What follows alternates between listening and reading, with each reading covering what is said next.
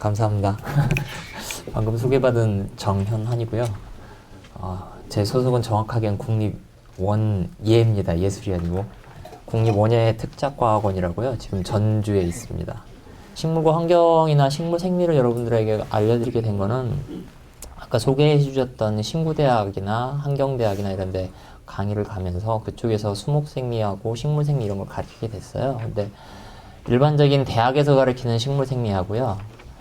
조경가든대학이나 전문대학에서 가르치는 식물생리학은 좀 달라요.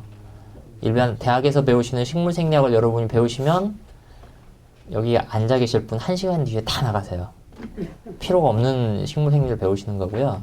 전문대학에서 가르치는 식물생리나 아니면 조경가든대학에서 필요한 식물생리는 깊이 있는 식물생리가 필요한 게 아니에요. 식물에 대한 이해를 한다 생각하시면 될 것 같아요. 생리라는 게 굉장히 어렵거든요.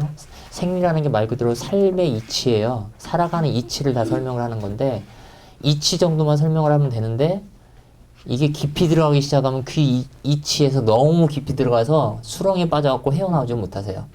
근데 대학 보통 4년제 대학에서 가르치시는 식물생리라는 거는 여러분을 위한 게 아니고요. 앞으로 계속 연구할 사람들을 위한 식물생리다라고 생각을 하시면 돼요. 그래서 좀 더 깊이 공부를 하실 거면 대학에서 식물생리를 배우시고요. 오늘 가르쳐드리는 식물생리는 저하고 여러분 제가 그냥 막 가르쳐드리는 게 아니고요.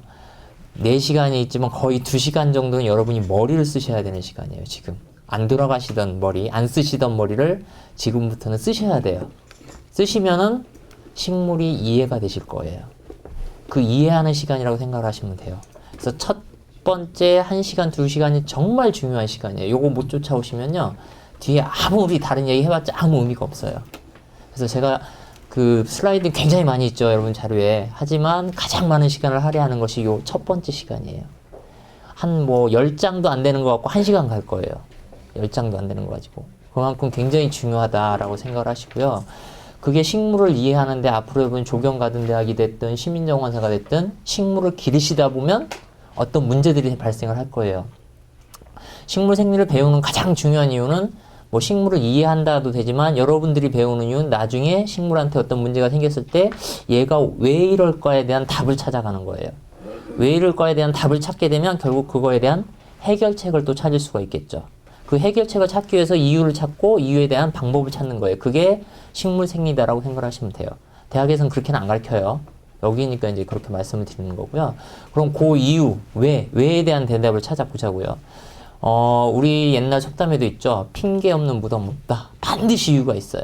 모든 식물의 어떤 행동이라든가 모양이라든가 이런 게 나타날 때는 그에 대한 반드시 이유가 있는데 그 이유를 우리는 다 몰라요. 다 모르지만 식물 생리에서 얘기하는 것은 그 중에 80%, 90%는 그것을 설명을 할 수가 있어요. 그러나 항상 예외는 있죠. 예외는 있기 때문에 그 예외에 대해서는 더 공부를 해야 되는 거고 일반적으로 보편적으로 80% 이상은 요걸 사용하면 다 이해를 할 수 있는 내용들을 저희가 식물생리에서 말씀을 드리도록 할 거예요. 첫 번째 이제 생각하셔야 될 게 이제 여기 있긴 하지만 그래서 오늘은 주로 요 3가지를 다 해야 되는데요. 요 3가지 4시간에 절대 못 해요. 절대 못 하고요. 뒤에 가면 막 넘어갈 거예요. 가장 중요한 요 앞쪽만 정말 중요하게 말씀드릴 거고요. 이 내용들을 이해하셔야 되는데 첫 번째 중요한 것 중에 하나는 식물을 여러분하고 다른 존재로 생각하시지 말라는 거예요. 여러분이나 식물이나 똑같은 존재다. 똑같은 생명체다. 라고 생각을 하시고요. 식물은 최소한 우리보다도 수억 년 이상을 더 먼저 살아왔어요. 지구상에. 인간보다. 더 오랜 세월을 살아왔다. 늙은 생강이 맵다고 하죠. 그죠? 왜 그렇죠? 오랜 세월 살아오면서 다양한 환경을 겪어봤기 때문에 그 환경에서 살아남을 수 있는 뭔가가 지혜가 쌓여 있단 말이에요. 식물도 똑같아요. 우리보다 더 오랜 세월 살아왔기 때문에 그 오랜 세월 살아오는 동안에 엄청난 변화를 겪고 왔을 거라고요. 그 엄청난 변화를 겪고 왔음에도 불구하고 살아있어요, 지금. 그러니까 그런 변화를 겪을 때 거기를 이겨낼 수 있는 뭔가를 몸에 축적하고 있단 말이에요. 그게 몸이 됐든 지혜가 됐든 다 갖고 있어요. 그래서 어떤 면에서는 식물이 인간보다도 더 똑똑하다라고 생각을 하시면 돼요. 단지 차이점은 식물은 인간과 달리 움직이지 어디 도망을 못 가는 거고 인간은 도망을 갈 수 있다라는 그런 차이가 있다고 생각을 하시면 돼요. 그거 하나에서 굉장히 많은 것들이 갈라져요. 여러분 자료에 넣는 거 이런 거 보여드릴게요. 사람이나 식물은 어쨌든 비슷비슷하다. 우리의 몸은 유전자로 이루어져 있죠. 물론 세포로 이루어져 있고 유전자가 우리의 성질이라든가 모양이라든가 형태 아니면 뭐 혈액형 이런 걸 다 조절을 하죠. 그런 유전자가 다른 생물들하고 얼마나 공통적으로 있냐. 식물을 보시면 18% 정도가 우리하고 똑같은 유전자를 갖고 있어요. 똑같은 유전자를 갖고 있다는 얘기는 뭐예요? 18%에 대해서는 공통점이 있다는 얘기예요. 물론 침팬지 같은 경우는 98%예요. 그러니까 침팬지는 98% 단지 2%만 인간하고 차이가 있을 뿐이에요. 거의 인간에 가까운 종이죠. 그렇죠? 그러나 인간에게 가장 가까운 종이 침팬지이기 때문에 사실 침팬지를 대상으로 우리가 임상 실험을 하면 그죠? 인간에게 가장 알맞는 약이라든가 이런 거를 찾아낼 수가 있는데 침팬지 멸종위기 종이거든요. 그래서 함부로 쓸 수가 없어요. 그래서 그래도 가까운 게 쥐예요. 쥐가 92%나 돼요. 인간하고 굉장히 유사하죠. 그러니까 보통 보면 의학 실험을 할 때 새로운 약 나오면 대부분이 쥐에다 먼저 실험하고 거기서 안정적이 되고 부작용이 없으면 임상시험, 인간에 대해 시험할 수 있게끔 허용이 된다고요. 왜? 이유는 유전자가 이렇게 비슷하기 때문에 그래요. 그래서 여기서 효과를 발휘하면 인간한테도 발휘할 가능성이 높아지는 거죠. 훨씬 더. 그런 식이에요. 그래서 보통 식물의 경우는 18% 정도가 인간하고 유전자가 같다 그래요. 보통. 그런데 이제 요즘 밝혀진 바에 의하면 바나나가 있어요. 이게 많이 먹죠? 바나나. 이거 몇 프로나 우리와 같을 것 같아요? 보통은 18%예요. 보통은. 근데 이 최근에 나온 건데요. 바나나의 경우는요. 50%나 돼요. 인간하고 유전자가 50%나 비슷하다고 요즘 알려진 얘기예요. 제가 이 얘기 하려는 이유는요. 인간이나 식물이나 유전자는 동일하다. 동일한 것들이 있기 때문에 그 나타나는 기능들도 분명히 동일한 게 있다는 걸 말씀드리는 거고요. 두 번째 말씀드리는 건 이런 거예요. 우리가 이제 큰 것도 볼 때가 있고 적은 것도 볼 때가 있죠. 어떻게 보면 옛날 우리 조상들이 하던 얘기가 똑같아요. 인간은 소우주라는 말을 많이 사용을 했죠. 그거하고 비슷한 개념을 설명해 드릴게요. 이게 뭘 것 같아요? 맨 왼쪽에 있는 그림. 이건 나뭇잎이에요. 나뭇잎에 있는 잎맥의 모습이에요. 막 갈라지면서 막 뻗어 있고 서로 엉켜 있고 그죠? 서로 연결이 돼 있죠. 이런 모습들하고요. 이건요. 뿌리로 보이세요? 사람의 혈관이에요. 인간의 혈관이 몸 안에서 저런 식으로 다 뻗어 있어요. 뻗어 있으면 서로 엉켜 있고 해서 비슷한 느낌을 갖고 있죠. 요건요. 요건 뭐로 보이세요? 요거 오른쪽에 있는 거. 아마존에 있는 강물의 모습이에요. 희한하죠? 작은 것부터 큰 것까지 전체적인 모습을 보면 어쩜 뭔가 닮아 있죠. 그죠? 그래서 사람은 자연에서 벗어나지 못한다. 인간이나 자연이나 비슷하다. 물론 이때 얘기하는 자연이라는 건 생명이 있는 자연을 얘기하는 거예요. 그 보통 자연하면 생명하고 생명이 있는 걸로 생각을 하시잖아요. 근데 제가 이제 좀 이따 말씀드릴 텐데 자연은 생명이 있는 걸 얘기를 하지 않아요, 원래. 우리가 이제 자연이라든가 우주로 가게 되면 그때부터 생명이 사라져요. 생명과 무생물의 완전히 반대가 되는, 그러니까 우리는 보통 생명이라는 개념을 자연을 쓰게 되는데 원래 자연이라는 건 생명체를 뺏어가려고 존재를 하는 거예요. 생명체를 뺏어가려고. 좀 이해를 하시긴 어렵겠지만 그 부분 나중에 또 설명드리도록 할게요. 자, 이렇게 되고요. 오늘 지금부터 이제 생물을 좀 얘기를 할게요. 식물. 여러 가지 용어가 있는데요. 식물. 여러분이 식물을 배우시잖아요. 식물 생리를 하시잖아요. 그럼 식물이 뭔지는 알고 가야 될 거 아니에요. 그죠? 식물이 뭐라고 생각하세요? 이거 어려운 용어 있죠. 광합성을 통해 스스로 먹이를 생산하며 배에서 발생하여 포자를 생산하는 이배체 세대와 포자가 싹터 정자, 난자의 배우자를 형성하는 반수체 세대를 거쳐 일생을 바치는 세대 교본의 생활사를 갖는. 어렵죠? 그죠? 여러분이 흔히 아시는 것들이 대부분의 식물이에요. 용어는 원래 식물학에서 하는 용어는 이렇게 어려운 용어를 써요. 근데 가장 중요한 것 중에 하나는 광합성을 통해서 스스로 먹이를 만든다. 그다음 여기는 어렵죠. 요 얘기가. 그죠? 근데 이 뒷부분은요. 모든 생물이 다 갖고 있는 거예요. 모든 생물이. 사실 모든 생물은 아니고 박테리아 이후부터는 다 나타나는 거예요. 우리도 마찬가지로 여기가 있어요. 배에서 발생해서 포자를 생산한다라고 돼 있는데 이배체 세대가 되어 있고, 그러니까 이배체 세대라는 거는 정자, 난자가 만들어지면 이배체가 돼요. 그 다음 우리 몸에는 정자도 있고 여성분들에게 난자가 있죠. 그러니까 정자, 난자가 있고 나중에 이게 다시 모아져서 하나의 생명체가 되고 이 과정을 다 겪게 돼 있어요. 그러니까 이 부분은 다 똑같아요. 여기까지는. 사람이나 식물이나 똑같은 상황인데 식물은 이 광합성을 통해서 먹이를 생산한다라는 게 굉장히 중요한 차이점이 하나 생기죠. 자, 그 다음에 또 주의하실 게 하나가 있어요. 요거 누군지 아시겠어요? 바닷속에 있는 해초예요. 해초. 해초. 그죠? 보통 우리가 해초라고 부르죠. 바닷속에 있는 요 해초는 식물일까요? 아닐까요? 보통 이런 질문을 하면 아니기 때문에 질문을 드리는 거예요. 그죠? 보통 우리가 해초라는 말을 쓰기 때문에 풀초, 당연히 식물이겠지라고 생각을 하시겠죠. 그죠? 그런데 식물학에서 얘기하는, 학문적으로 얘기하는 식물은 여기 제가 그래서 빨간색 써놨잖아요. 육상 생활을 하는 다세포 진핵식물.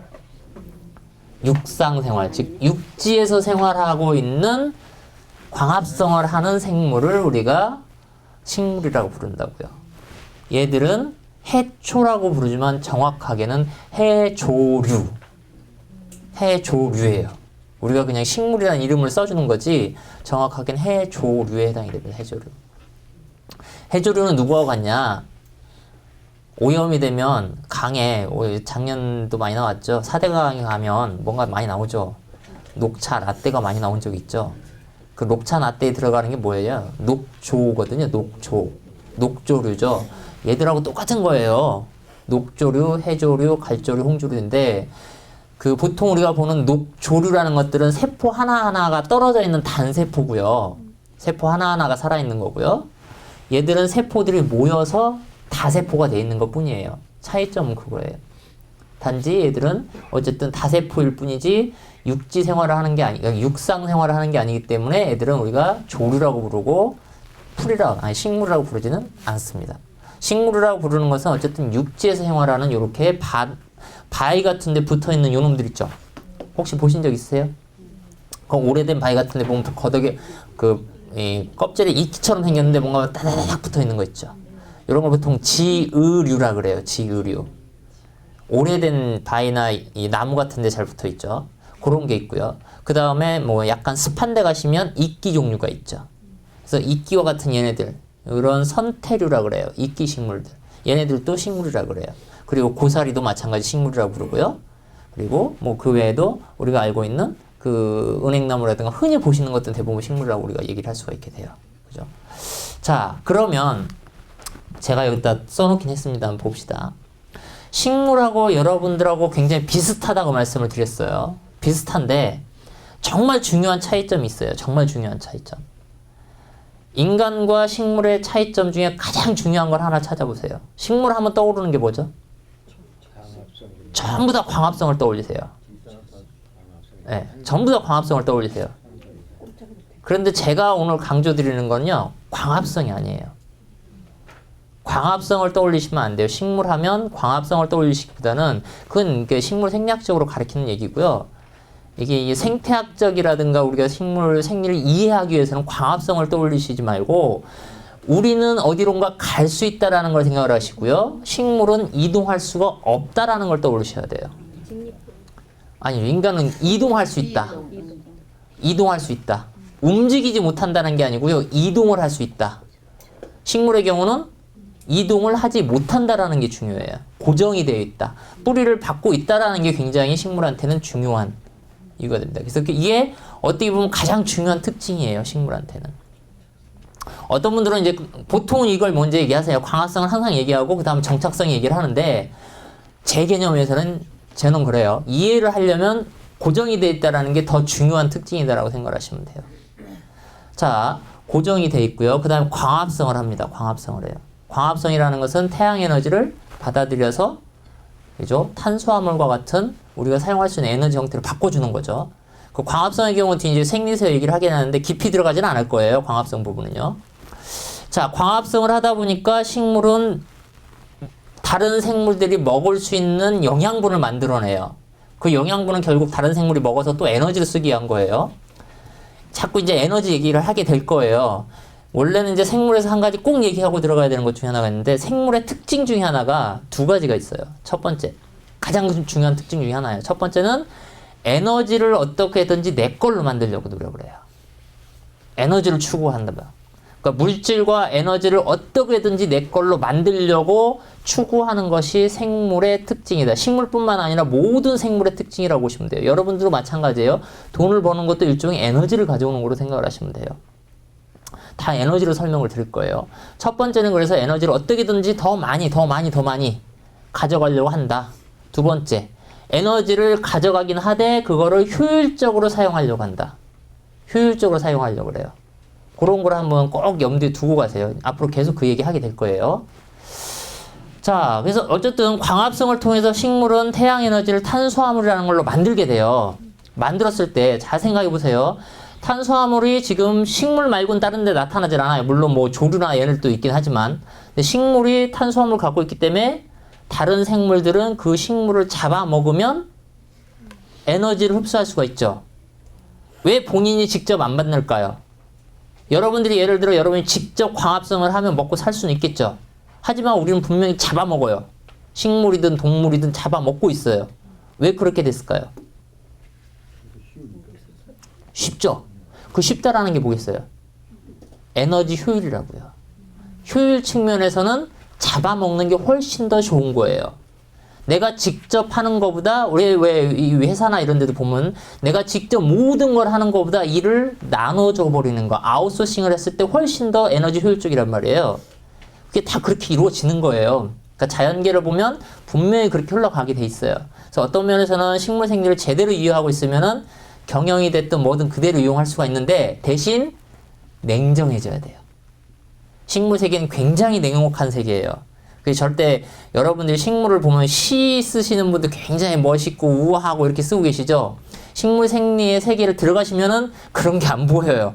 이거는 무서운 세계예요. 거기 들어가면은. 네, 그렇게 됩니다. 이따가 그런 거 알려드릴게요. 볼 거예요. 정말 에너지 효율적인 거를 추구하다 보면 나오는 게 있어요. 인간의 경우도 똑같이 나와요. 처음엔 본인이 다 해요. 그 다음엔 아까 말씀드린 효율적이기 때문에 점점점 잡아먹거나 이용하는 쪽으로 발달하게 돼 있어요. 이용을 하되 처음에는 이용하려면 뭐 해야 돼요? 줘야 되죠. 자연계는 공짜 없어요. 기브 앤 테이크예요. 주고 받기를 하거든요. 그래서 일을 시키려면 뭔가를 줘야 되는데 나중에 되면 어떻게 될까요? 사람들도 생각이 똑같죠. 경영하시는 분, 그런 사람은 경영자가 아니긴 하지만 점점 가면 갈수록 덜 주면서 많은 걸 뽑아내려고 노력을 해요. 그죠? 덜 주고 뭔가 월급 적게 주면서 일은 많이 시키고 싶어져요. 점점 그렇게 돼요. 원래 이제 생물이기 때문에. 그러다가 어느 순간 아무것도 안 주면서 그냥 일만 시켜 먹으려고 그래요. 네. 진짜 근데 식물 세계에서 그게 달아나는 애들이 있어요. 거기 바로 이제 사기치는 거예요. 줄 것 같이 얘기하면서 아무것도 안 주는 거예요. 대신 일은 다 하는 거지. 그래서 속아서 계속 일만 하는 그런 형태가 있어요. 나중에 보여드릴게요. 어쨌든 그래요. 제가 이게 항상 3000% 조금씩 가요. 네, 어쨌든 광합성을 해서 탄수화물이라는 에너지 원을 만들어 놨어요. 그럼 우리가 잡아 먹어야 되는데 식물의 입장에서는 열심히 만들어 놨단 말이에요. 근데 동물이 와서 나를 잡아 먹으려고 그래요. 여러분 같으면 어떡하실 거예요? 여러분이라면. 여러분은 사람이니까. 네. 방법이 여러 가지가 있죠. 첫 번째, 나 잡아먹어라 하고 그냥 잡아먹히는 경우가 있어요. 그죠? 정말 수능적인 존재들. 그거 어떻게 될까? 그 존재는. 지금 없는 거예요. 그죠? 그러니까 환경, 일종의 스트레스하고 똑같이 말씀을 드릴게요. 스트레스가 왔을 때, 나 잡아 드세요 하고 잡아먹히고 난 죽어버리면 더 이상 생물로서 존재하지 않는 거예요. 반응 양상이에요, 여기다 항상. 첫 번째 그거예요. 두 번째는요? 뭘까요? 맞서 싸우는 방식이에요. 맞서 싸워야 되겠죠. 맞서 싸우는 방식이 있을 수 있고요. 세 번째는요.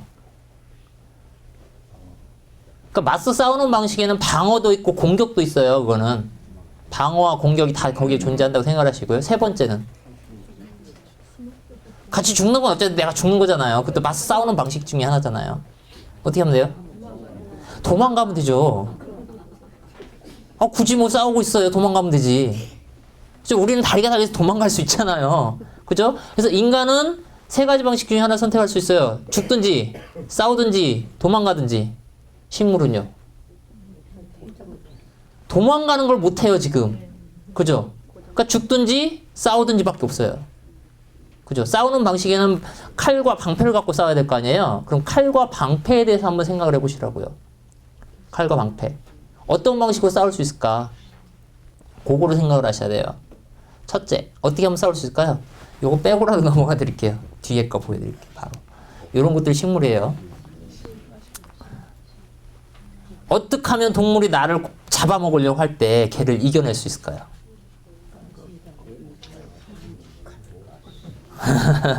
요건 보이시죠? 요거는. 가시를 만들어서 나를 못 뜯어먹게 하면 되죠. 저 방어죠, 저거는 일종의. 그죠? 거의 대부분 방어 전략이긴 합니다만, 가시를 만들어서 나를 뜯어먹지 못하게 해요. 우리나라에 저런 나무가 있죠. 못 보셨나요? 이런 나무를? 나무 중에 가시가 있는 애들. 예, 탱자나무도 있죠. 호랑가시나무도 있죠. 아카시나무도 가시가 많죠. 장미에도 가시가 있죠. 그죠? 요런 나무들은 가시를 통해서 나기를 보호한단 말이에요. 예? 무슨 나무요? 산딸기. 예, 산딸기 나무. 장미과 식물들. 장미과 식물들은 열매들이 많기 때문에 특히 자기를 보호할 경향이 많아요. 장미과 식물의 열매들은 먹이가 잘 되거든요. 그래서 보호하기 위해서 그렇게 존재를 해요. 요 나무는요, 요거는 그 아카시나무하고 비슷한 나무인데 주엽 나무라는 식물이에요. 주엽이라는 나무인데 제가 사진은 다 안 넣어드렸어요. 사진까지 다 넣어드리면 엄청난 양이기 때문에 일부는 빠져 있습니다. 주엽나무인데요. 그냥 알고만 가시면 돼요. 이 주엽나무는 재밌는 나무예요. 나무가 어릴 때 특히 키가 작은 아래쪽에서만 가시가 나와요. 위로 키가 커버리면은 그쪽에선 가시가 안 나와요. 왜 그랬을까요?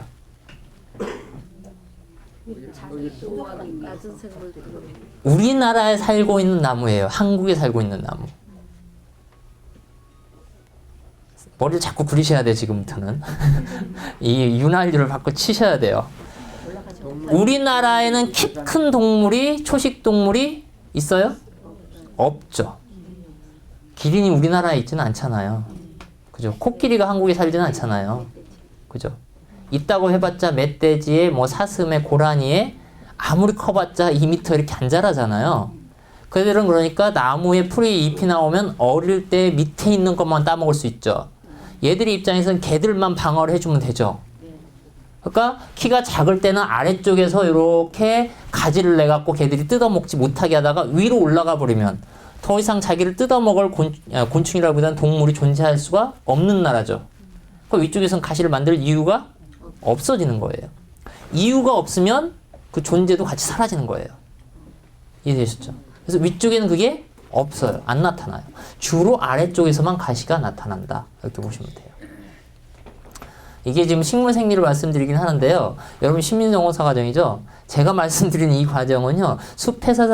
숲해설과 생태해설과 과정에 그대로 사용할 수 있는 내용들이에요. 그래서 시민정원사 하시지만 정원만 보시지 말고요. 그 식물을 갖고서 설명할 수 있으면은 더더욱 훌륭한 정원사가 되실 수 있어요. 앞으로는 정원의 개념이 안에서 뭐 가꾸고 하는 것뿐만 아니고요. 가꾸고 즐기고 세 번째가 요즘 넘어가는 게 체험이에요. 체험의 과정도 필요하거든요. 근데 그 체험을 하려면은 학생 뭐 알아야 설명을 해주죠. 이해를 하게끔 해줘야 되거든요. 근데 그런 과정이 정원 쪽으로 끌어들여야 돼요. 점점. 저희가 지금 숲이나 그 주로 식물원 이런 데서 하는 사람들만 이런 얘기를 하거든요. 근데 정원에서도 충분히 이런 얘기를 할 수가 있게 돼요. 나중에 보면 안에 있는 식물 갖고서도 설명할 게 굉장히 많아져요. 자, 얘는 가시로 방어를 했어요. 이건 누구로 보이세요? 물가에 자라요. 왼쪽에 있는 얘. 주로 이제 농이나 이런 데서 자라기도 하고요. 얘하고 비슷한 놈을 여러분들은 봄에 나물로 드세요. 네, 미나리. 그죠? 미나리처럼 꽃도 비슷하죠. 미나리 꽃 별로 보신 적이 없죠, 근데. 그죠? 이런 꽃이 펴요. 거기 또 물에 또 자라요. 근데 이 미나리는요, 그냥 미나리가 아니에요. 독 미나리예요. 독을 만들어서 자기를 보호해요. 즉, 이 식물의 잎에는 독이 굉장히 강한 독이 들어있어요. 이거 코끼리가 뜯어먹으면 코끼리가 하늘나라 가버려요. 그 정도로 강한 독이 들어있어요. 그런 독초들이 많이 있죠. 그 독초들은 다 자기를 보호하기 위해서 동물을 조금이라도 뜯어먹으면 그 동물을 해를 가해버리는 거죠. 이건 완벽한 공격수단 중에 하나죠. 그죠? 독미나리가 있어요. 근데 다행히 여러분들이 이거 안 헷갈려요. 왜냐하면 대부분 못 보세요, 이 식물은. 네, 이거 우리나라에서 멸종위기 식물이거든요. 별로 없어요. 근데 나중에 혹시나 신구대학 식물원 가시면 볼 수 있어요. 네, 거기는 이제 희귀식물, 멸종위기 식물 보존하는 곳이기 때문에 요게 있습니다. 굉장히 위험하니까 뜯어 드시지 마세요. 미나리가 굉장히 유사하게 생겼어요. 자, 이건 이해가 돼요. 가시로 방어하고, 그 다음 얘의 경우는 독으로 방어를 하고. 제가 여기다 보호하는 놈으로 요걸 또 하나 넣어놨어요. 이게 누군지 아시겠어요? 왼쪽에 있는 밑에? 예? 예, 프렌치 라벤더인데요. 라벤더의 종류가 많이 있어요. 그 중에 이제 프렌치 라벤더인데, 라벤더예요, 라벤더. 라벤더는 향기가 나죠. 이 라벤더 같은 보통 이 식물도 우리가 허브라고 불러요, 허브. 허브의 경우도 향기가 나죠. 우리가 꽃에서 나는 향기는 보통 꽃에도 향기가 나죠. 꽃에 있는 향기는 왜 날까요? 네, 벌이나 나비와 같은 곤충을 끌어들이기 위해서 향기가 나는 거예요. 그죠? 자, 얘에 있는 꽃들을 다 자르면 향기가 날까요, 안 날까요? 나죠. 허브의 경우 보통 향기 나는 식물을 우리가 허브라고 부르죠. 도대체 쟤들은 왜 꽃이 없어도 잎이나 줄기에서 향기를 낼까라는 생각을 해보셨어야 돼요. 이유 없는 건 반드시 없거든요. 반드시 이유가 있어요. 왜일까요? 분명 꽃의 경우는 곤충을 불러들이기 위해서 나는 거예요. 근데 꽃이 없는데도 불구하고 향기를 내요, 얘들은. 없을 때도 내요. 그죠? 곤충 불러들일 이유가 없는데도 불구하고 그런 향기를 내뿜고 있어요. 왜 그럴까요? 향기로서 자기 방어하려고. 네. 방어는 방어예요, 분명히. 누군가를 유혹하는 목적이 아니라 이번은 방어할 목적으로 사용을 하는 거예요. 이 향기라는 게 일종의 기름, 그 정유 성분인데 이 정유 성분이 어떻게 방어를 하냐? 곤충을 죽이는 목적으로 만들어진 게 아니에요. 얘들은 일종의 살균제 역할을 해요. 아주 작은 미생물들을 죽일 수 있는 일종의 농약이라고 보시면 돼요. 살균제 역할을 하는데 사람 코에는 좋게 느껴지는 거예요. 인간의 코에. 인간의 코에는 좋게 느껴지는데 이게 있어요. 분명히 살균제라고 말씀드렸죠. 그러면 독이죠, 일종의 독. 이것도 일종의 독이라고 보시면 돼요. 독인데 굉장히 미약한 독이죠. 굉장히 미약한 독인데 자, 여러분들이 감기에 독감이 올 것 같다 싶으면 뭘 하죠? 그 예전에? 예방접종을 하죠. 예방접종은 뭐예요? 독감하고 비슷한데 걔의 무장 해제를 시켜서 우리 몸에 넣는 거죠. 그럼 아주 힘이 약한 독이 온 거죠. 그럼 우리 몸 어떡하죠? 걔를 이겨낼 수 있는 물질을 만들어내죠. 갑자기 독감 기운이 들어오면 이겨낼 수 없지만 약한 독감에 바이러스가 들어오면 그걸 이겨낼 수 있는 저항물질, 항생물질을 우리 몸에서 스스로 만들어낸단 말이에요. 그거하고 똑같이 생각하시면 돼요.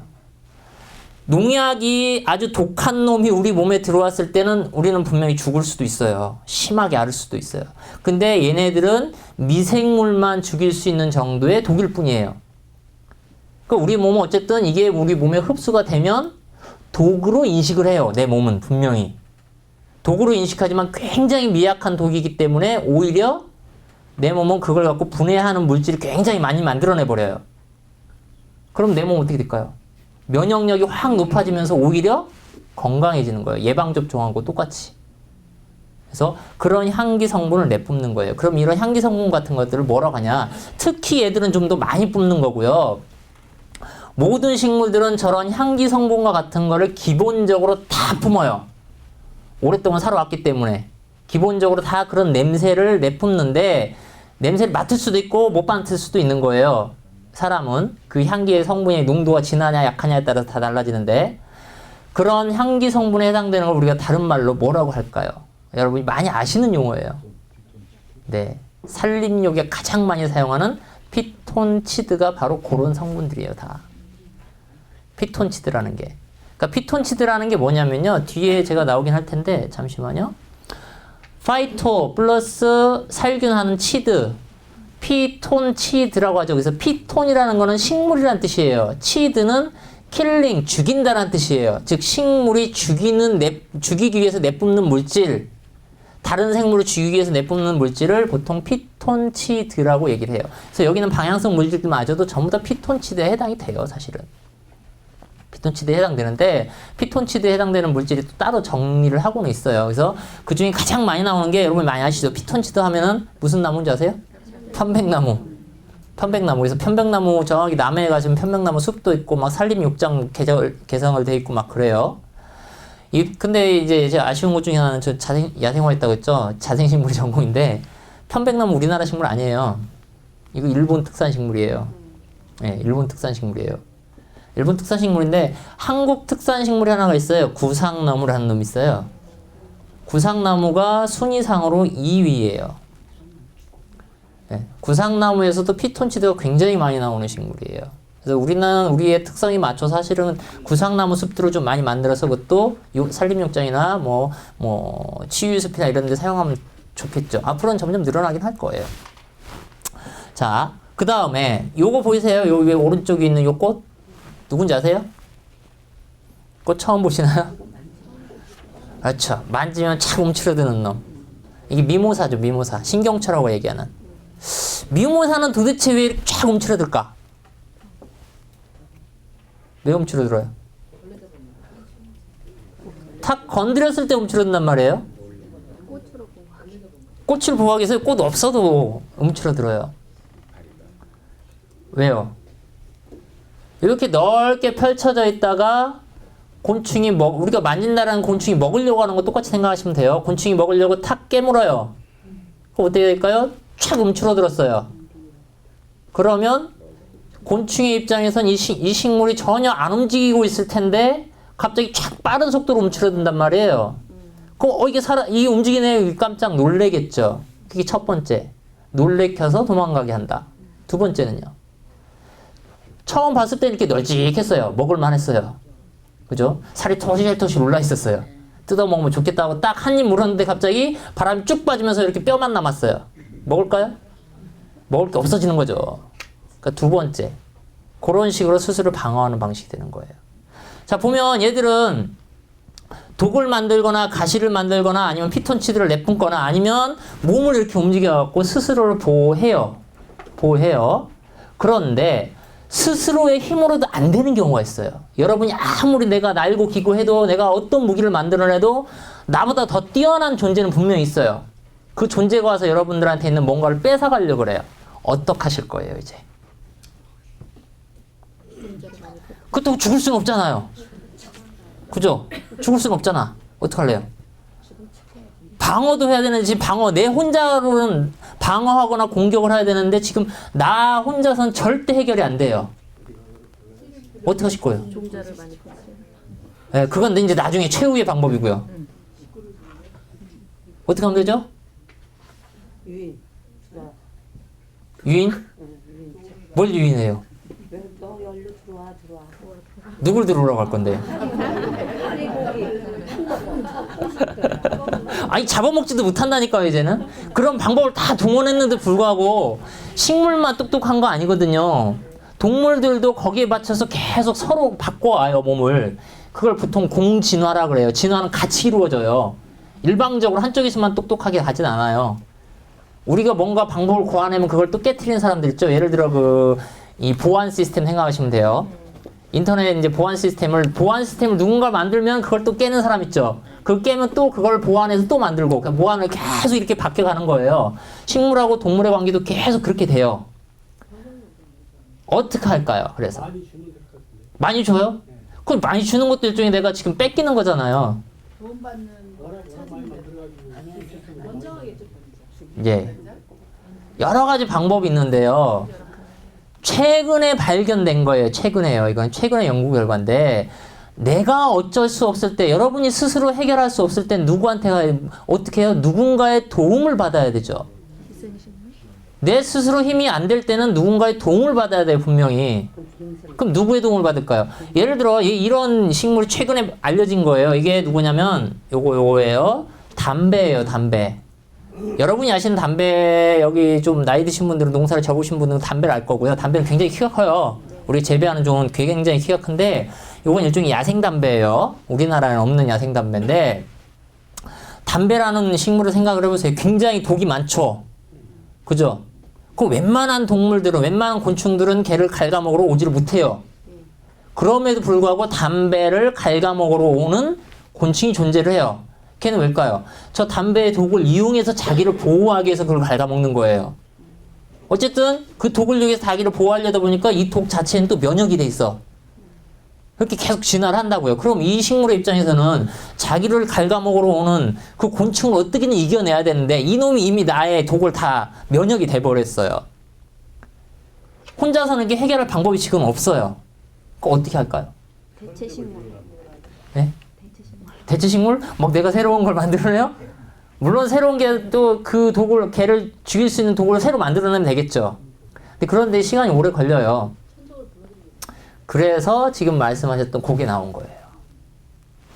얘들이 곤충한테 아까 얘기했던 애벌레가 와서 입을 씹어 먹거나 하면은 얘네들 자체에서 아주 미약한 향기가 나와요. 사람은 맡을 수 없는.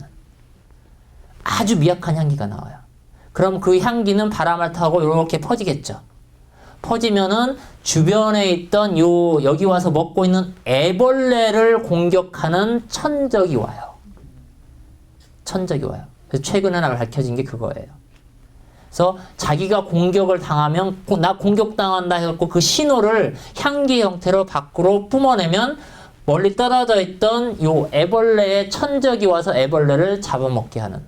그러니까 내가 힘이 없으니까 그러니까 적군이 나를 공격을 하니까 어떻게 해요? 적군의 적을 불러들이는 거예요. 요게 최근에 알려진 거예요. 또 어떤 경우는 아까 얘기했던 것처럼 내가 공격을 받고 있어요. 나는 방어를 지금 못하고 있는 상태에서 아무 무방비 상태였는데 나를 공격을 했어요. 그러니까 나는 죽을 수 있는 상황이에요. 그러면 내 옆에 있는 내 가족, 내 친구들은 또 살려야 되죠. 그러니까 내가 공격을 받으면 나 공격받고 있다 하면서 막 소리를 질러대요, 옆에다가. 그 소리라는 게 우리가 이제 보통 휘발성 유기화합물인데 저희가 그 말을 토킹 트리란 말을 써요. 말하는 나무, 말하는 식물 이런 말을 쓰긴 하는데 막 향기를 내뿜으면 막 미친 듯이 밖으로 뿜어내요. 그럼 주변에 있던 나하고 같은 종류의 식물은 제가 공격받고 있구나. 그렇다고 가서 도와줄 거예요? 도와주러 갈 수는 없잖아요. 아 그래 너 미안하지만 너는 그래 공격당하 죽었고 대신 나는 살아남을게. 해서 이 식물의 경우는 그 향기를 받으면 곤충이 나를 친구로 공격하고 있구나. 조만간 나한테 오겠네? 그럼 저놈을 이길 물질을 만들어야 되겠다 해서 방어 물질들을 만들어내요. 그런 식으로 할 수가 있어요. 그게 요즘 밝혀진 얘기예요. 담배의 경우는요. 야생담배 아까 그 말씀드렸죠. 야생담배의 경우는 그런 기능이 있어요. 지금. 있는데 원예가 아니지. 재배의 종들 있죠. 지금 우리가 재배하고 있는 것들은 그 기능이 사라져 버렸어요. 그러니까 막 우리가 육종하는 과정에서 그 기능이 사라졌거든요. 그래서 어떻게든지 그 기능을 집어넣을 수 있으면 우리가 농약 많이 안 쓰고도 친환경적으로 재배할 수 있는 방식이 나오는 거예요. 그런 연구들을 굉장히 많이 하고 있어요, 지금. 그래서 연구 수준에서 굉장히 탑에 올라가는 수준이에요. 요것뿐만 아니고요. 최근에 밝혀진 것 중에 하나는 토마토도 그런 기능이 있어요. 토마토에도 있고요. 그러니까 물론 재배종에는 없어요. 전부 다 야생종에서만 나타나요. 옥수수에도 있어요. 옥수수에도 야생 옥수수의 경우는 뿌리를 갉아먹는 선충이라는 놈이 있어요. 선충이 뿌리를 굉장히 많이 갉아먹거든요. 그럼 굉장히 피가 많이 나요. 그럼 애들 뿌리에 선충이 와서 피해를 막 갉아먹기 시작하면 뿌리 쪽에서 어떤 물질을 내뿜어요. 그럼 땅을 통해서 서서히 퍼져나가면 주변에서 그 선충을 잡아먹는 균 같은 것들이 늘어나요. 그래서 걔를 또 잡아먹어버려요. 그러니까 누군가 이 선충의 적을 불러오는 거죠. 그게 될 수 있는데 아까 말씀드린 것처럼 재배종에서는 그게 싹 사라졌어요, 지금. 그래서 어떻게든 그 야생종에는 그 역할을 하는 게 도대체 누군지 정확하게 모르는 거예요. 그 유전자가 누군지 아직 모르기 때문에 그런 걸 끌어다가 여기다 이제 새로 집어넣어주면 우리가 갖고 있는 거에 넣어주면 아마 굉장히 친환경적으로 할 수도 있겠죠. 그런 식으로 간다라는 거예요. 그 다음 첫 번째 얘기했고요. 첫 번째만 해도 시간 많이 가지고 벌써 결국 몇 장 안 되는 거. 두 번째, 사실은 앞에 있는 거 관련돼서 이제 정말 또 중요한 것 중에 한 두 번째, 식물의 생존과 진화에 대해서 말씀드릴게요. 여러분들 생각하세요. 여러분들이 살아가는데 중요한 게 아니고요. 내가 생존하는데 중요한 거. 지금 살아남는데 중요한 거. 없으면 죽는 거. 이 장기간 말고요. 짧은 시간 내에. 네. 짧은 시간 내. 짧은 시간이라고 해도 뭐 길어야 한 달. 이렇게 생각하시면 돼요. 길어야 한 달 내에 없으면 죽는 거. 무슨 문제가 생기면 죽을 수 있는 게 뭐가 있을까? 꼭 있어야만 할 거. 찾아보세요. 물, 산소, 햇빛, 사람이요, 사람. 햇빛 없어도 한 달 없어도 살죠. 그죠? 인간 없어도 살아요. 햇빛이 왜 필요한데요? 나중에 물론 비타민 D 만들어내고 하겠지만 그건 나중 없어도 당장 사는 데는 지장 없어요. 너무 춥거나 더우면 안 돼. 그렇죠. 적당한 온도. 그죠? 온도 잘 찾아야 되는데 보통 그거 못 찾아내는데. 또 뭐가 있어요? 예. 먹을 게 있어야 되죠. 먹을 거. 한 달 굶고 살 수 있는 분 없죠? 있으실지도 몰라요. 요가 하시는 분들. 도 닦으시는 분들은 가능할 수도 있어요. 그 이유는 단순해요. 뭐 한 달을 안 먹고 사실 수 분들도 있어요. 가끔 보면 기인들 있죠. 그 이유는 간단해요. 아까 제가 말씀드렸죠. 생물이 살아가는데 꼭 필요한 거 뭔가를 계속 추구한다고 했죠. 에너지거든요. 우리가 먹는 것은 음식을 먹는 것은 먹어서 몸 안에서 음식을 통해서 에너지를 만들기 때문에 필요한 거예요. 즉 몸에서 만들 수 있는 에너지를 누군가가 공급만 해주면 안 먹어도 돼요. 먹지 않아도 돼요. 비슷한 게 있죠. 우리가 뭐 몸이 안 좋으면 갑자기 여기다가 다 꽂죠. 링거를 꽂죠. 직접 먹지 않아도 링거를 꽂으면 포도당이 들어가서 에너지를 만들어주기 때문에 가능한 거예요. 세포에 직접적으로 에너지 공급할 수 있으면 죽지는 않아요. 그러니까 핵심은 에너지라고요. 에너지. 음식을 먹는 이유도 바로 에너지를 섭취하기 위한 거예요. 동시에 몸을 만들어내는 일종의 무기 양분들을 또 필요로 하는 거예요. 그렇게 생각하시면 돼요. 그래서 사람한테 꼭 필요한 건 물이 있어야 되죠.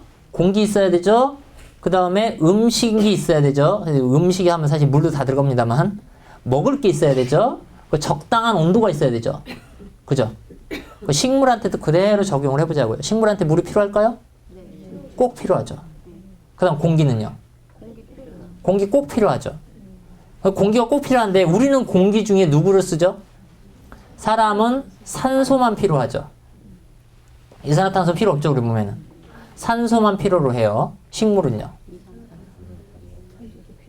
산소도 필요하고 이산화탄소도 필요하다는 거죠. 그게 차이점이에요. 그죠? 그 다음은요. 또 뭐가 필요할까요? 우리는 먹을 게 필요했어요. 먹을 거. 식물한테는요. 먹을 게 필요한데 그 먹을 게 과연 뭘까를 생각하셔야 돼요. 식물한테. 네. 뭘까요? 식물한테 먹을 게 과연 뭘까요? 분명 물은 앞에서 이미 얘기했고 먹는 거 아까 말씀드렸지만 먹는 건 결국 뭐를 위해서? 에너지를 만들기 위한 거랬죠. 그럼 식물한테 에너지원이 누구냐를 생각하시면 돼요. 즉 햇빛이죠. 첫 번째는 햇빛이죠. 햇빛이 가장 중요한 에너지원이란 말이에요. 그러니까 햇빛이 반드시 식물한테는 필요하다. 두 번째 또 뭐가 필요하죠? 우리가 먹는 것 속에는 탄수화물, 지방, 단백질도 있지만 그 외에도 그 안에 철분, 칼슘, 나트륨과 같은 무기 양분이 있죠. 무기 양분도 식물한테 분명히 필요로 해요. 걔들은 어디서 올까요? 토양에서 온단 말이에요. 그죠? 그럼 토양은 식물이 살아가는데 꼭 필요한 걸까요? 그렇지 않아요. 네, 제가 항상 얘기해요. 아까도 말씀드렸잖아요. 이런 질문은 아니기 때문에 한다고. 거기다가 제가 또 꼭이라고 넣었어요. 꼭. 이런 건 다 틀려요. 꼭, 절대, 반드시 이런 건 무조건 틀리는 거예요. 무조건이란 말 쓰면 안 되는데 예. 꼭 절대는 없어요. 99.9%는 있어도 100%는 없어요. 100%는 있을 수가 없어요. 과학적으로도. 그죠? 꼭 필요한 건 아니에요. 토양이 하는 일은 식물한테 필요한 거의 대부분을 줘요. 햇빛만 빼고. 햇빛만 빼고는 토양이 식물한테 모든 걸 다 해줄 수가 있어요. 그래서 중요해요. 중요하지만 토양이 하는 일 중에 가장 중요한 거는 물하고 양분을 공급해 주는 일이에요. 근데 물은 이미 아까 옆에 얘기했죠. 그 다음에 중요한 건 무기 양분이라고요. 토양이 식물 생장에 꼭 필요한 게 아니고 무기 양분이 중요한 거예요. 그 다음에 적당한 온도. 됐죠? 그럼 식물 생장에 꼭 필요한 건 5가지 나왔죠? 보세요. 햇빛, 물, 공기, 미네랄, 온도. 자, 요거예요. 그럼 이 중에 하나라도 부족하면 어떻게 돼요? 죽는 거예요. 죽느냐 사느냐가 바로 이제 여기서 이제 결정이 됩니다. 햇빛이 없어요. 그럼 점점 에너지가 안 들어오니까 못 먹어서 결국은 죽겠죠. 그죠? 만약에 물이 없으면 말라 죽겠죠. 그죠? 공기가 부족하면 숨을 못 쉬어서 죽을 거고요. 미네랄이 부족하면 몸을 만들지 못하니까 뭐 각기병이 벌리든 뭐 엽록소가 없어지든 하면서 죽게 될 거예요. 또 온도가 너무 덥거나 너무 추우면 당연히 얼어 죽거나 그 다음에 뭐 타서 죽지는 않겠지만 타서 죽을 수도 있고요. 너무 뜨거워서 죽을 수도 있고요. 이렇게 될 거란 말이에요. 즉 얘네들 하나하나가 굉장한 스트레스가 될 수가 있어요. 그 스트레스가 왔을 때 아까 사람 어떻게 했죠? 그냥 받아들여서 죽거나 맞서 싸우거나 아니면 도망쳐 버린다. 그죠? 여러분들이면 이제 어떻게 할까 생각하셔야 돼요. 자, 햇빛 봅시다. 아까 제가 식물은 육상 생활을 한다고 했죠. 육상 생활이라고 하지만 육상에는 물속도 있어요. 호수나 이런 데도 분명히 육상에 해당되죠. 원래 옛날에 식물들은요, 얘기하는 게 물속에서부터 탄생했다라고 얘기를 해요. 그냥 넘어가세요. 그거 깊이 들어가기 시작하면 어려우니까요. 물속에서부터 시작해서 나중에 육지로 이렇게 나왔다 이렇게 생각을 하시면 돼요. 자, 물속이라는 환경을 한번 생각해 보세요. 물속. 물속에는 햇빛이 많을까요? 깊이 들어가면 들어갈수록 햇빛이 덜 들어가죠. 그러니까 당연히 햇빛 부족하죠. 그 다음에 물은요. 물은 옆에 널렸죠. 그죠? 공기는요. 물속에 들어가면 숨쉬기 쉬워요? 쉽진 않죠. 그러니까 부족한 거 맞죠? 미네랄은요. 많을까요? 그냥 바다가 아니라 땅 위에 있는 물이라고 말씀드렸어요. 땅 위에 있는 물. 바닷속이면 미네랄 엄청나게 많겠죠. 그러나 일반적인 호수라든가 강에 있는 경우는 미네랄이 부족할 수가 있어요. 그 다음 온도는 이건 무시하고 하세요. 아직은. 지구 초기는 굉장히 따뜻했어요. 굉장히 따뜻했어요. 전 지구가 다. 그러니까 이건 신경 안 써도 되죠. 자, 여기서 나왔어요. 자, 여기에 봤을 때 햇빛 부족하죠. 공기 부족하죠. 미네랄 부족하죠. 3가지나 지금 부족하죠. 환경 요인 5가지가 있는데 그 중에 3가지가 지금 스트레스로 온 거예요. 뭔가 부족해요. 어떻게 하실 거예요? 부족하니까 반응은 부족한 대로 그냥 없으니까 그냥 죽어. 그거 없어졌어요. 끝. 그거는 우리 논의 대상. 논의 안 할 거예요. 그 다음은요. 부족하지만 나는 이걸 갖고 살 거야. 그죠? 부족하지만 나는 이걸 먹고 살래 하고 적응하고 있는 애들이 누구예요? 지금 우리가 물속에 살고 있는 애들이라고 생각하시면 돼요. 그죠? 또 하나의 방법은요. 이거 봤더니 물속은 이렇게 부족한데 잠깐 눈을 이렇게 돌렸어요. 누가 내 치즈를 옮겼을까 보셨어요? 책들? 내 창고에 치즈는 점점점 줄어들고 있는데 거기만 보고 살 거예요? 물론 그걸 나눠 먹으면서 살면 돼요. 계속 어떻게 해야 돼요? 새로운 돌파구를 찾아야 되죠. 환경 스트레스 왔을 때 계속 거기 있을지 새로운 돌파구 찾아갈지 새로운 돌파구를 봤어요. 육지를 한번 봤어요. 햇빛 굉장히 많아요. 땅 위라. 근데 문제는 하나 있어요. 물은 없네. 땅 위니까. 주로 어디 있을까요? 땅 속에 들었네요, 물이. 그죠? 공기 많죠? 미네랄 땅 속에 많죠? 온도는 아직도 적합해요. 환경을 보니까 어때요? 여기는 3가지나 스트레스가 왔지만 여기는 스트레스가 하나밖에 없어요. 스트레스가 하나밖에 없어요. 어디를 선택하실 거예요? 육지를 선택하실 거예요? 용감하신 분들이네요. 왜일까요? 여기에서 탄생을 했는데 새로운 세상으로 나가야 된단 말이에요, 지금. 새로운 세상으로 간다는 건 굉장히 모험이에요, 모험. 지금 보면 굉장히 쉬워 보이죠? 그러나 내가 살던 터전을 버리고 간다는 게 엄청난 모험인 거예요, 지금 식물한테는. 그러니까 여기서 이제 갈라지는 거예요. 나는 부족하지만 여기서 살래, 그래도. 사람하고 똑같아요. 부족하지만 여기서 만족하고 살련다. 그럼 여기에 적응을 해야 되겠죠. 그래도 나는 도저히 여기서 안 되겠어. 더 나갈래. 새로운 걸 가야 되겠어. 근데 여기서 굉장한 문제가 발생할 거예요. 조금 이따 말씀드릴게요. 일단 여기서 적응하고 있는 애들 봅시다. 물속에서 햇빛이 부족하지만 나는 살아야 되겠어요. 그러면 최대한 햇빛을 어떻게든지 많이 받아야지 먹고 살겠죠. 어떻게 만드실 거예요? 최대한 햇빛을 많이 받으려면 잎을 넓혀줘야 되겠죠. 잎을 넓게 하고 또 위로 올라가. 물 위로. 물 위로 올라가는 건 이제 뒤에서 말씀드릴게요. 그럼 밖으로 나가는 셈이잖아요. 그거는 일단은. 예, 밖으로 나가는 방법이잖아요. 나가기 위해서 분명히 올려요. 말씀하신 게 맞아요. 두 번째 방법인데 일단 물속에 있는 애들만 생각해 보세요. 어떤 햇빛을 많이 받으려고 하면 일단 잎이 넓어져야 최대한 요 안테나가 넓어져서 햇빛을 많이 받을 수 있겠죠. 그 다음은요. 그러니까 올린 거는 좀 전에 말씀하셨다니까요. 그건 다음 수순이에요. 다음 수순. 키 크는 것도 다음 수순이고요. 여기 혁신적인 생각을 하셔요. 혁신적인 생각을 하셔요. 요즘 창조경제 얘기하는데 식물은 이미 창조경제 옛날부터 다 해왔어요. 혁신은 다 해왔어요. 이게 왔다 갔다 해? 색깔을 푸르게 하면 안 돼요. 색깔을 푸르게요? 푸르게가 맞을까요? 흰 옷과 검은 옷을 생각을 하시면 돼요. 바로 이런 데서 확 바뀌는 거예요. 햇빛을 들어줄 때 색깔을 조금 햇빛이 잘 왔을 때 햇빛을 다 붙잡아야 되겠죠. 식물의 입장에서는. 붙잡으려면 식물 색깔이 무슨 색깔이 돼야 될지 생각하셔야 돼요. 어두운 색이에요? 밝은 색이에요? 어두운 색이 돼야 적은 빛이라도 다 흡수를 해서 내 걸로 만들 거란 말이에요. 그죠? 그래서 식물은 아니지만 바닷가 가면 그 모습을 딱 볼 수 있어요. 바닷가 주변에 있는 둥둥 떠다니는 애들은 대부분 녹색이에요. 그래서 점점 깊어지면 홍색이 나타나요. 약간 붉은색이 나타나요. 더 깊어지면 갈색이 나타나요. 깊을수록 빛이 부족하기 때문에 더 많이 흡수하기 위해서 잎의 색깔이 어두워진다는 거죠. 이게 바닷가에 해당되는 게 아니에요. 근데 여러분이 식물을 기르시는데 직접 관여가 돼요. 특히 집에 있는 식물들. 생각해 보세요. 집에 있는 식물 중에 보면 잎이 넓은 애들이 있어요. 그죠?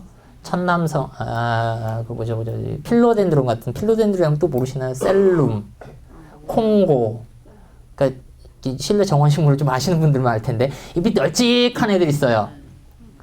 자, 걔들을 보시면서 생각할 게 있어요. 쟤는 잎이 넓으니까 기본적으로 햇빛이 밝은 곳에 살까요? 햇빛이 없는 곳에 살까를 생각을 하셔야 돼요. 식물생님 그런 얘기를 하자는 거예요. 잎이 넓어졌다는 얘기 뭐예요? 햇빛을 많이 받기 위해서 넓어진 거죠. 자, 여기서 이제 혼동이 와요. 햇빛을 많이 받기 위해서 넓어졌으니까 어디로 보내면 돼요?